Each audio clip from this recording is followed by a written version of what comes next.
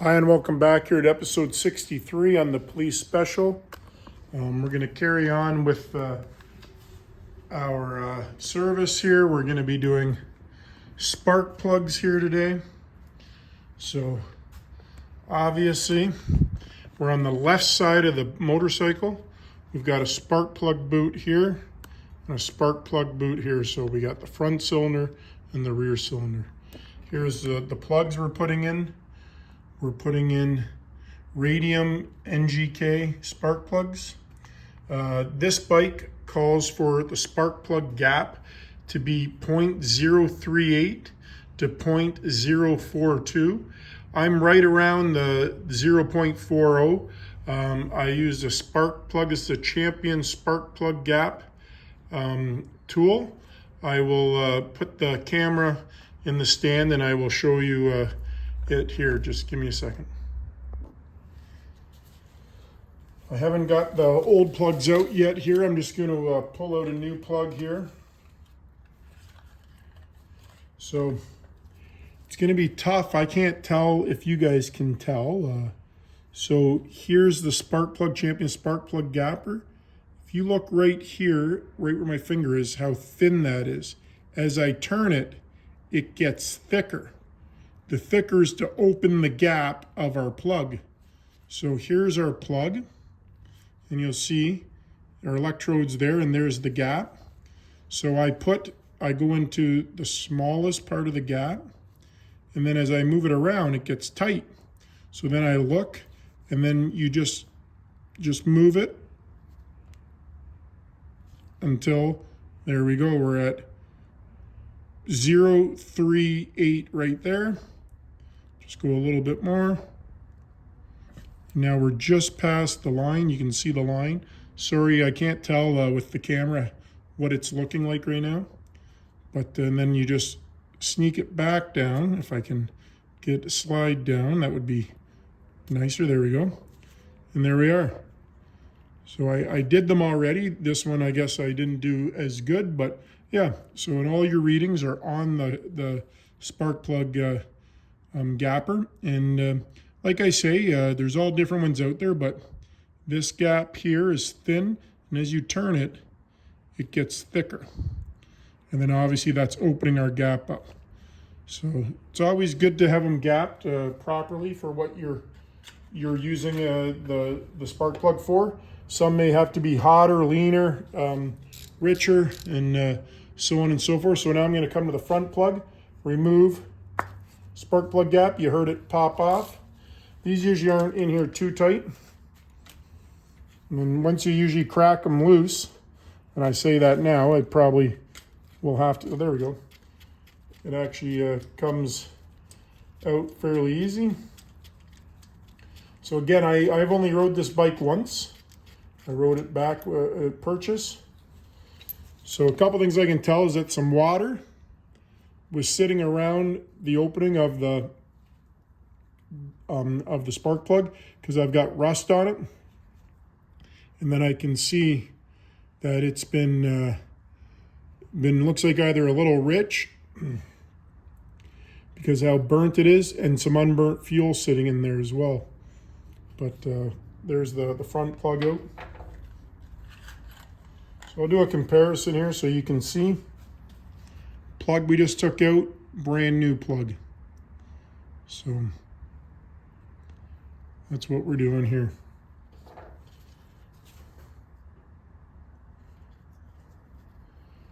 Plugs are not cheap, they're not expensive, but definitely worth using during the tune-up, that's for sure. That plug's a little stiff going in.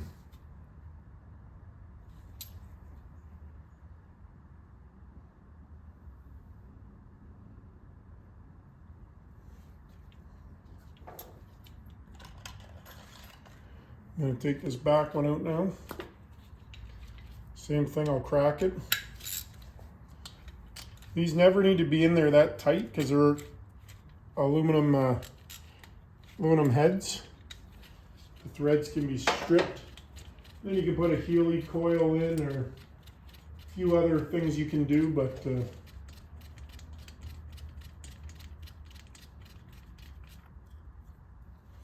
As you can see, same with the rear one.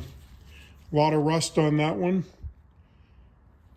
If we ever got rust in between the washer and the nut, that tells us it was loose. Well, it was in there. But that one's pretty black as well.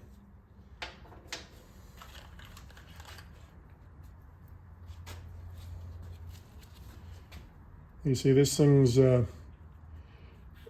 not real high kilometers, but I'm not liking the way these are threading in there. Not liking it at all.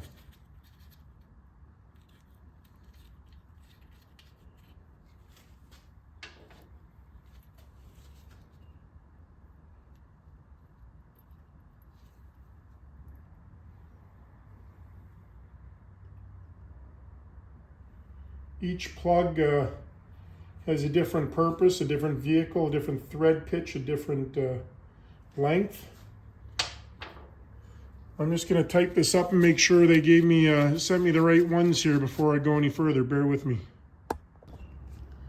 So we're back here. I did a cross-reference with it. This is an NGK 97637, and it does fit. It is for it. I double checked, you know, just with the old one here and just put the threads up against it. It's the same thread pitch. I just wanted to make sure. It just felt a little tight going in, but you know, it's all good. It's the proper one. So we're just going to hand thread this in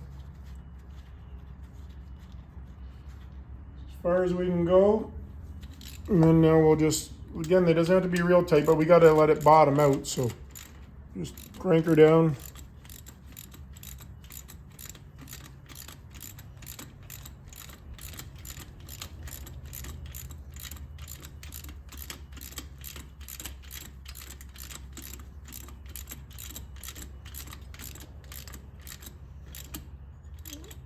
So it's getting there now. Again, we don't want it too tight.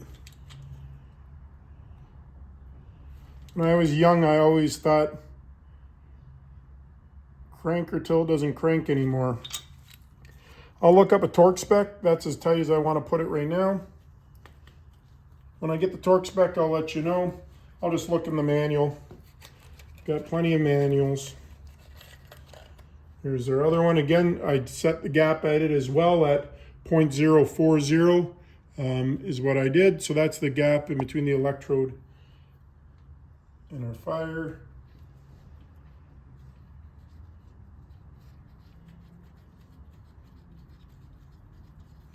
We're getting a little warmer out there, a few bikes out there. So now we'll just tighten this one up.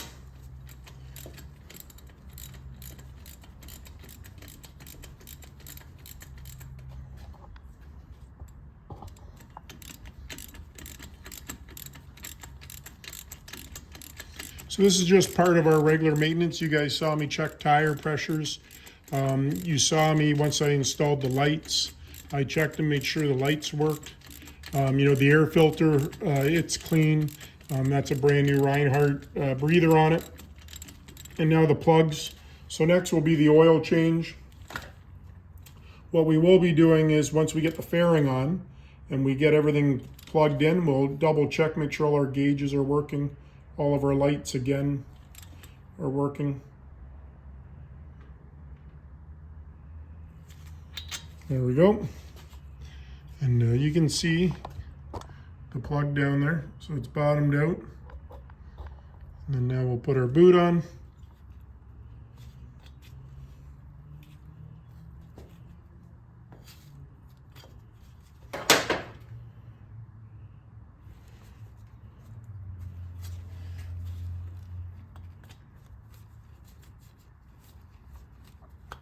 There we go. There's an electrode that goes around the spark plug inside the wire, which connects it to the tip right here. It goes on here and it's underneath the rubber and it clips over top of that, and then that goes to our coil, which then will give us our firing and our spark and everything else. So that is done. we are happy with that.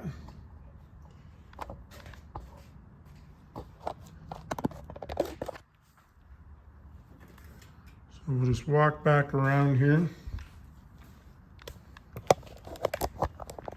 So our air filter, it's clean and it's, it's relatively new. So next will be the oil change on it. Well, and I don't know, that'll be next in an order, but oil change, clean up these wires underneath the seat. My frame bracket that I made, which I welded somewhere else. I wish you should have seen and laughed with me on that. I welded it in another shop, brought it back here, tried to fit it, take it off, go back, weld it, take it off, go back, weld it. I got to paint that black yet.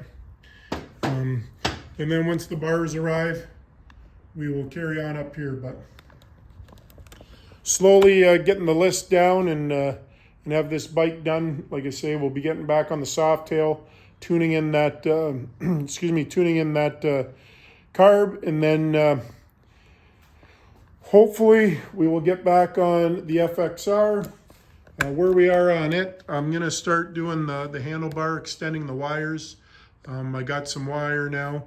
But besides that, I gotta fit the engine in, get the engine out, get the engine in, and then run the wiring harness for it. And then I got my wheel spacers now so I can align the sprockets. But this one here, we're gonna finish and gonna be a good build, an exciting build, but it's just on the back burners for right now. So please stay with us and watch us build.